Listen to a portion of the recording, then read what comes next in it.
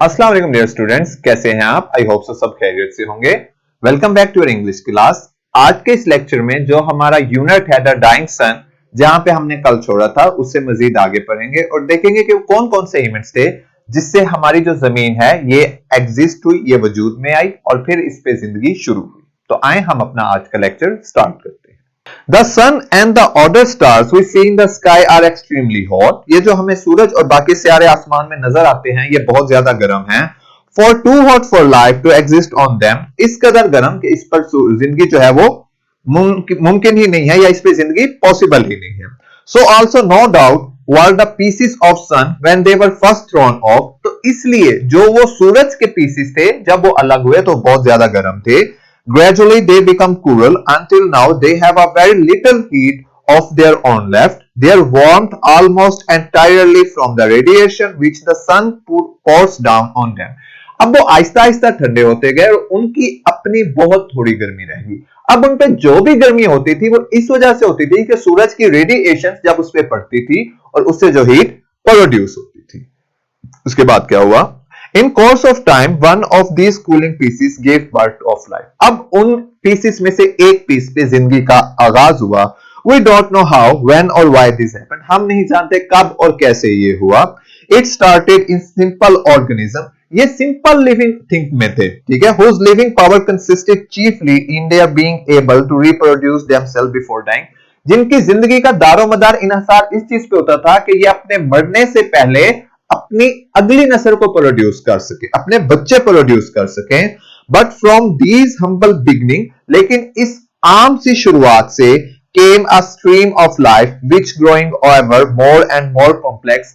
क्या हुआ? जिंदगी की एक लाइन शुरू हो गई, एक जंजीर बन गई जो आहिस्ता आहिस्ता अब कॉम्प्लिकेटेड होती गई, पेचीदा होती गई। Has in the end produced being whose lives are largely centered in their feelings and ambitions, their sense of beauty, and the religions in which lie their highest hopes and noblest desire.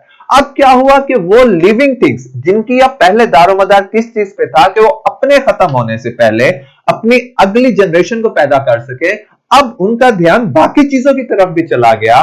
उनमें मजहब पैदा हो गया, उनमें खूबसूरती का एहसास पैदा हो गया और उनमें फीलिंग्स पैदा हो गई, उनमें विशेष पैदा हो गई और फिर लाइफ सिंपल से कॉम्प्लेक्स होती चली गई। Although we cannot speak with any certainty, it seems most likely that the human race came into existence in some such way as this. हालांकि हम इस बारे में यकीन से नहीं कह सकते, लेकिन यह कहा जाता है कि जिंदगी जो है वो मार्ज़े वजूद में इस तरह से आई है। Standing on our little grain of sand, we try to discover the nature and purpose of universe which surround our home in space and time. अब हम क्या कर रहे हैं? हमारी जमीन हम पहले देख चुके हैं कितनी छोटी है। हम उस पे खड़े होके कुदरत ने ये जो कहकशां बनाई हुई है उसके बारे में सोच रहे हैं कि इसमें क्या कुछ है और हमारा यहां पे होने का मकसद क्या है। Our first feeling is something like fear. अब हमारी जो पहली चीज है जो हमें महसूस होती है वो डर है। डर किस लिए है? ये जो मैं पॉइंट्स बता रहा हूं इन्हें आप हाईलाइट कर लें। We find universe frightened because of its immense distance which we do not understand. क्योंकि ये इतनी फैली हुई है कि हमें पता ही नहीं है। Frightening because of stretches of time. हमें नहीं पता कि इससे कितना वक्त हुआ है बने हुए। So great that we cannot imagine them, making the whole of human history were so very small in comparison. इसके मुकाबले में जो इंसानियत की तारीख है वो बहुत कम है। Frightening because of our extreme loneliness. अब हमारी जो है ये यहाँ पे प्रेजेंस, हमें नहीं पता कि और प्लैनेट्स पे इंसान है, जिंदगी है या नहीं है, अगर है भी तो किस किस्म की है। इसलिए भी हम खौफजदा हैं कि हमें नहीं पता हमारे साथ वाले सियारे पे जो हमारे हमसाए हैं वो किस किस्म के हैं। And because of the littleness of our home in space, और इस वजह से कि हमारा जो घर है ये खला में बहुत छोटा है। A million part of a grain of sand out of all the sea sand in the world. वो ये कह रहा है कि हमारी जमीन आप यूं समझ रहे हैं रेत का एक बहुत छोटा सा हिस्सा, और आप खुद अंदाजा लगा लें दुनिया में कितनी ज्यादा रेत है। तो वो छोटा सा जो हिस्सा है वो दुनिया की पूरी रेत से कैसे मुकाबला कर सकते हैं? डेफिनेटली वो से डरता ही रहेगा। यही सिचुएशन हमारी अर्थ की है। But above all else, we find the universe frightening because we cannot find any sign that life like our own exists anywhere in it except on the earth.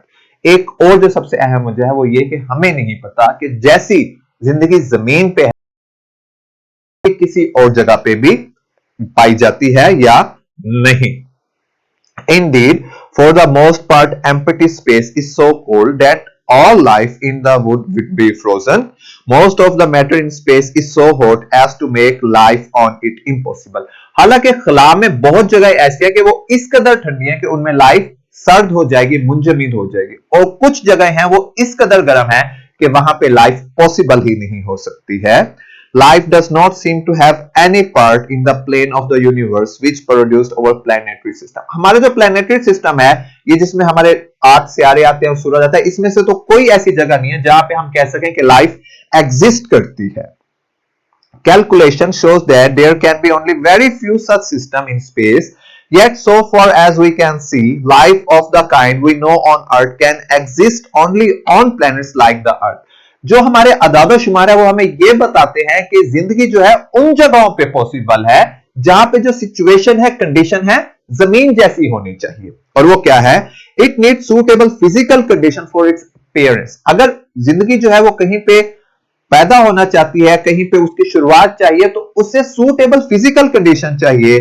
The most important of which is a temperature, जिनमें सबसे अहम दर्जे हरारत है, eight which substance can exist in a liquid state, जहां पे जो मादा है वो लिक्विड स्टेट में एग्जिस्ट कर सके। यह ना हो कि इतनी ज्यादा गर्मी हो कि वो भाप बन के उड़ जाए और इतनी ज्यादा सर्दी हो कि वो जम जाए।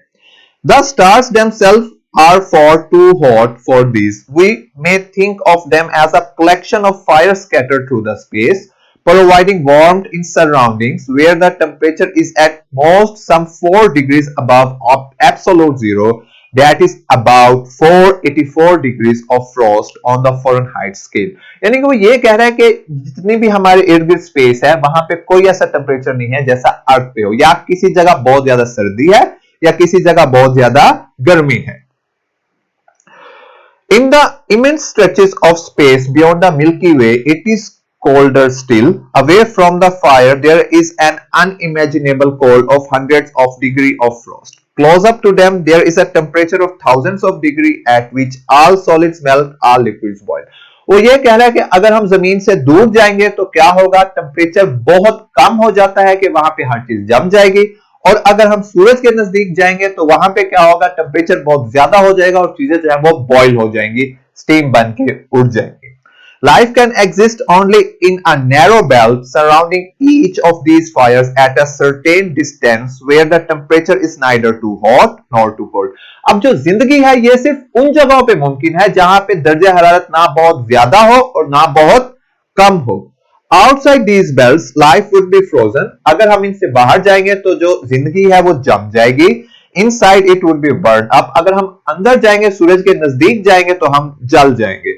A rough collection show that all such temperature belts within which life is possible, all added together, make up less than 1,000 million part of the whole space. यानी कि अगर हम इन सब अदादो शुमार को इकट्ठा करें तो जितने भी यूनिवर्स है, जिस कदर ये बड़ी है, इसका लाखों के हिस्से, यानी कि जितनी भी बड़ी है, ठीक है, इसका एक छोटा सा हिस्सा, एक बहुत छोटा सा हिस्सा सिर्फ लाइफ उस पे पॉसिबल है। और उसकी सबसे मेन वजह क्या है? इसका टेम्परेचर है। And even inside them life must be very rare, for it is extremely unusual for suns to throw off planets as our sun has done.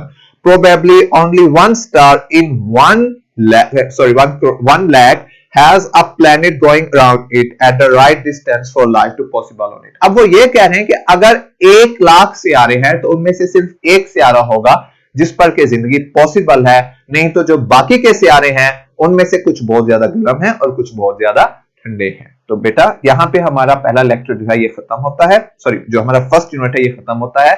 आपसे मुलाकात होगी कल के लेक्चर में जिसमें हम इसकी एक्सरसाइज को थ्रू आउट डिस्कस करेंगे।